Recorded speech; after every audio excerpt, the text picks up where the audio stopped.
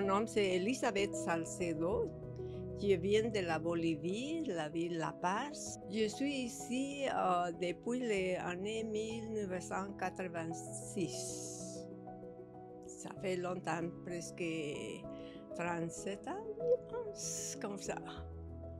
Le programme Imperas, je suis venue ici pour me rendre compte qu'il y avait beaucoup de personnes qui débarquaient dans cet endroit et disaient qu'est-ce que c'est ailleurs.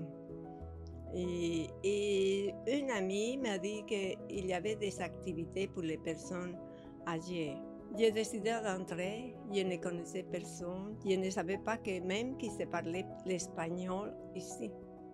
Parce que j'ai vu des personnes de différentes cultures, je dirais, ethniques, et ça m'a intéressé.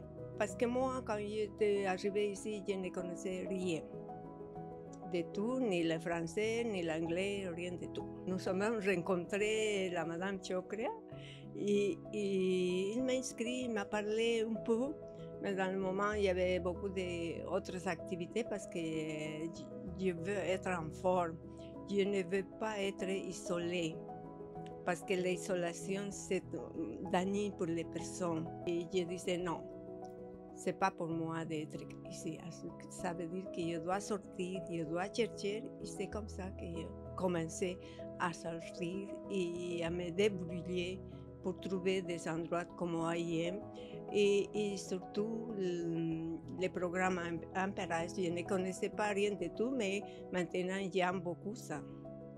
Il y a beaucoup d'activités et tous sont amigables. On pouvait contacter, parler, discuter de toutes les choses qu'on voulait. En Paris, il y a des formations, par exemple informatique, pour nous montrer les différents défauts qu'il y a, les arnaques qu'il y a, spécialement pour la personne comme nous, que nous sommes ici. Ensuite, il y a des activités pour la formation de la cuisine, de jardinage, tout ça. Et ensuite, pour la danse, pour les exercices. C'est très intéressant, nous motive. Comme cette semaine, on avait de la fête des années, j'étais ici, on a eu une formation de revenus Québec, c'était tellement intéressant. La semaine passée, on était allé à cueillir des pommes, ou quand on est allé à la cabane de sucre. C'est des projets ou des activités qu'on a d'être à l'air libre. Je suis contente d'être ici. J'aime Québec, j'aime Canada parce que me sont accueillis bien.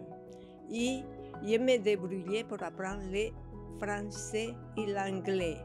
Si je pouvais, pourquoi pas vous pouvez le faire aussi. Ça prend du temps, mais il faut avoir la patience. Pas de mettre nerveuse ou fâchée de que vous ne pouvez pas entendre le français. Mais vous pouvez le faire. Je suis sûre que vous pouvez le faire.